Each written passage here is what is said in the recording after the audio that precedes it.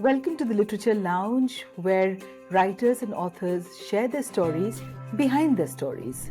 My fear of death vanished when I covered a building collapse in my second year in journalism. Cities, in a way, are like people. They grow, they age, they decay.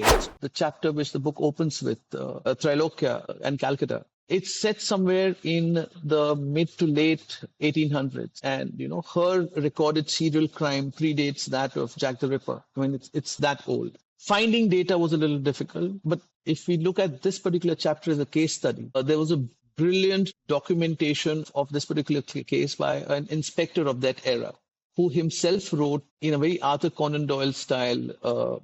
He wrote his diaries, and which was very popular literature at that point in time. So he cracked cases and document them in form of diaries. I think that was a treasure trove which I came across. Hi, in today's episode, we have with us a special guest on our show who takes us deep into the dark underbelly of Indian cities. Joining us is Mayabhushan Nagvenkar, journalist, author, and storyteller extraordinaire. His latest book, Murder in the City: Deadly Crimes That Rocked the Nation, is a gripping exploration of some of India's most mystifying urban murders. Mayabhushan, welcome to the show. And before Thank we you. start, I need to also say that he's a co-author of An Extraordinary Life, a biography of Manohar Parrikar.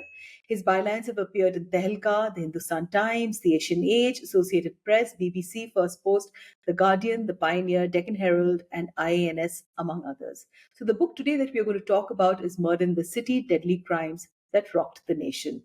So what inspired you to write Murder in the City, Mayabhushan, and was there a particular case or moment that sparked the idea? Not really. It's not so dramatic. I was actually commissioned to write a book, so I had just finished writing the co-writing the biography of Manohar Parrikar. After which, I was contacted by Rupa to write a second, and they gave me a couple of options to choose from. One was contemporary crimes, and the other was, tracking back, iconic crimes which shaped cities at various periods of time. So I kind of thought that was a more broad-based idea, which kind of appealed to me, and I jumped at that one. So you've written across genres. So what made you focus on crime, and especially such chilling urban murders? My God, it's frightening.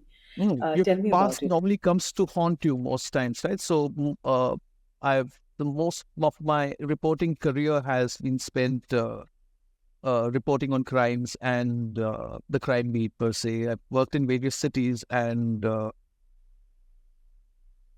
it's sort of fetish, but it's something I know, and I know the domain well, and that's why it kind of works out well for me. So murders, happen everywhere, right? Rural, urban, suburban. So how do you choose to focus specifically on metro cities? And do you think that these urban settings amplify the impact of such crimes? The brief to me was to select incidents which were very definitive in their own right, and also very definitive of the places where they occurred. And cities in a way are like people. They grow, they age, they decay, and cities. Urban crimes. To me, the cityscape is also witness to what happens. It's not just the victim, it's not just the perpetrator, it's not just the witnesses. It's a living ecosystem which witnesses and sometimes pushes both the victim and the perpetrator in a particular direction when things happen. That was the thought process. Among the many chilling stories that you've covered and you've written, in Murder in the City, is there anyone that really kind of moved you very deeply at a personal level? So could you just share that with us, your personal take on it? Yeah, a couple actually. One definitely was Lucknow. Lucknow was out and out. The story of Shamim Rahmani and was a story of it's a quintessential crime of passion. And I've traveled around a little bit, and I think if there's any city which reflects passion in what they do, it's Lucknow. So my passion for the city overlay this particular thing. I really loved writing it too. And the second one was, I mean, in a strange way, where instead of the act of murder and the culpability of who did it, the hero of that story, of the Hyderabad story, George Reddy. Those two things kind of stuck with me because he was a young guy who was very passionate about his ideals, who stuck by them with such a vengeance that he almost he gave himself up to it. So yeah, I think both these stories are driven more by passion than anything else, and that's why I have a soft corner for those two. Yeah. I haven't heard anybody who say that they have a soft corner for crime stories, but We can all be mundane and we can all be petty and we can all be conniving, but passionate is something which I think needs more space to kind of. I agree with you fully. I'm Mm. equally passionate Yeah, about things that I follow, and it isn't an easy. it It shows, isn't easy to survive. Really. Yeah, absolutely. Oh my God, yeah, but that's the classic conflict, isn't it? That's the classic conflict. Yeah, truly, it is a conflict. Mm. But then you know that you can't survive without this, so that's how you Yeah, yeah, yeah, choose. yeah. To remain. That's why the world Yeah, invented in content this writing. complete. Is it? So, are there any cases that you feel has remained unresolved? That still intrigues the nation even to this day. Tell us about that. Tell us your take on that. From my childhood, I mean, this happened when I was in school. There was a case of Ramar Pillai. I wonder if you've heard about it. So Ramar Pillai was this middle-aged gentleman who suddenly hit the headlines because he claimed to have invented fuel from plants.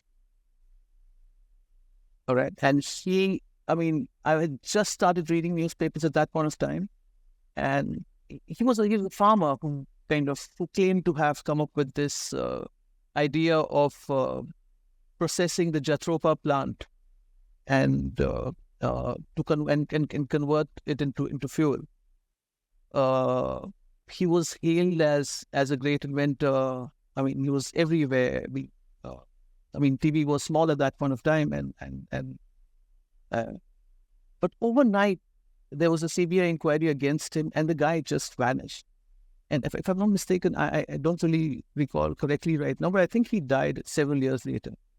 I'm not so sure about that, but he just vanished. I really want to know what happened to a guy like Ramar Pillai. It's a very curious mix of, I think maybe there was some kind of geopolitics involved, one doesn't know, but that intrigues me for more ways than one. I mean, he could have been, had it been true, he could have been the guy who subverted the need for petrochemicals in vehicles. The media plays a huge role in shaping public perception, right? So, in your experience, how does media coverage influence public opinion and even court outcomes sometimes in murder cases? Let's just take the case of Jessica's murder. I think there was such a huge mass movement that went along with it, and so you tell us, because having been an expert in this field, do you feel that the media does have enough clout? The media does have clout. I mean, the media has always had clout, but now you have more outlets amplifying that part. The thing is, very largely, the media really gets beyond that veil of police investigation. Right now, in the times we live in, the need for fast output, really takes away from any ground level investigation. I mean, it's rare now because everything needs to be fast. Everything needs to, because you're competing with another, say a TV news platform or a TV news platform or a web platform. You're competing by seconds, and that kind of takes away from a slightly long form kind of investigation. So as a result, what really happens is what we do is pass of opinions, pass of leads which are non-verified, and those can really hamper, judicial processes or investigative processes and they hamper them in an uninformed way. I mean, you're not bringing out anything credible, but you're bringing out theories, and those theories can kind of get into the way of a good investigation or a fair judicial order.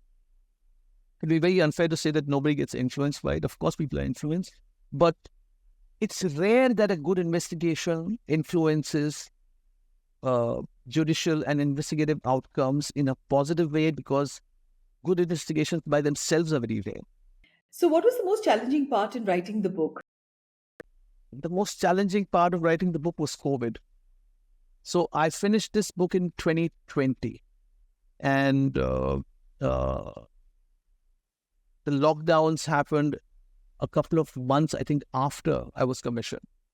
So I largely had to rely on existing material for the first round of research, and moving out was impossible. But I guess that was the period in which you did things in a certain way. I mean, going back, I wish it wasn't the circumstances then, but this book has been defined by circumstances too, not just the plot line.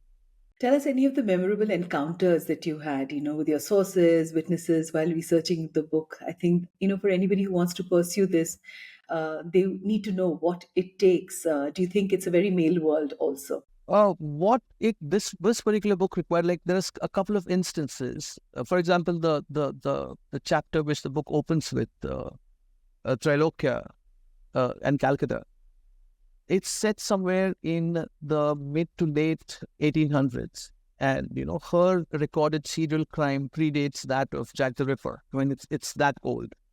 Finding data was a little difficult, but if we look at this particular chapter as a case study, there was a brilliant documentation of this particular case by an inspector of that era, who himself wrote, in a very Arthur Conan Doyle style, he wrote his diaries, and which was very popular literature at that point of time. So he cracked cases and document them in form of diaries.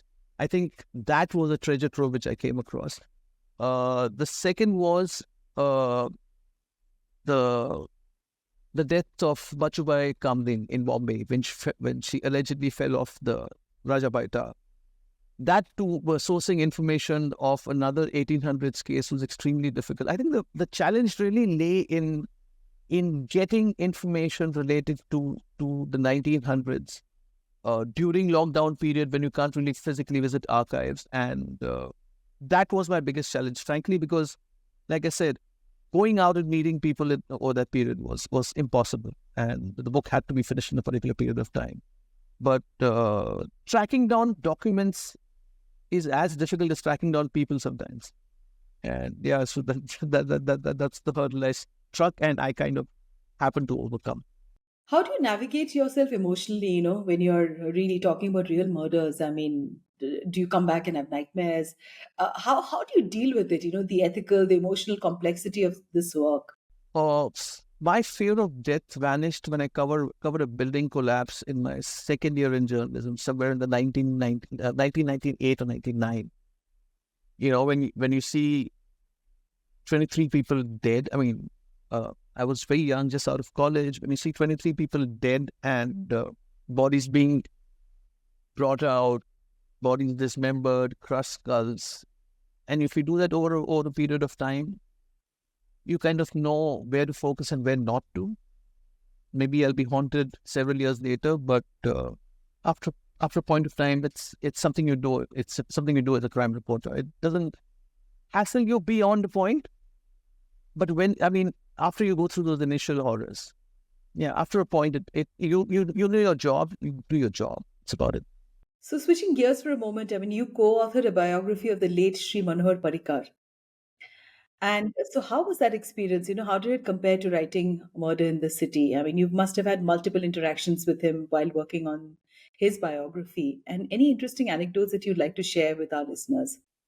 Well, the best part about co-authoring that book was that, in course of my career, I had tracked Mr. Parrikar's life and his tenure in power for over 10 years, 10, 13 years. So you virtually knew what the man did, when he woke up, who he met, whether he has diabetes or not.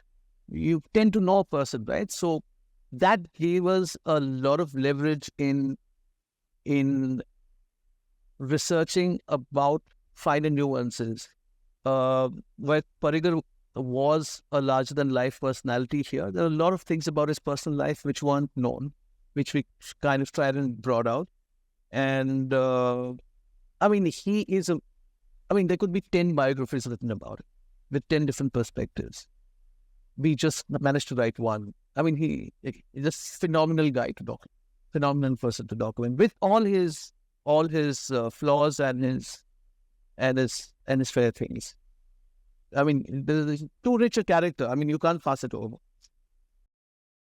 So, before we wrap up, what's that one takeaway you hope that readers will have after reading Murder in the City? The one thing which comes across in all these stories is we are defined by our actions, but there are a lot of things which condition these actions, and that's the environment around you, that's the circumstances around you. There's a world around you which is not really great, and you really need to look out for yourself out there.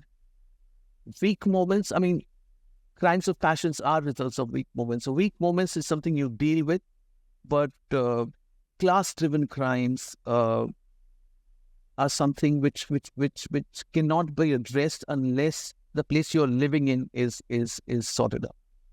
So thank you so much for taking out the time and being on today's podcast, and we wish you all the really best. I really appreciate it. Thanks a ton. And thank you so much, and may we get many more books from you. And Appreciate thank you. Appreciate it.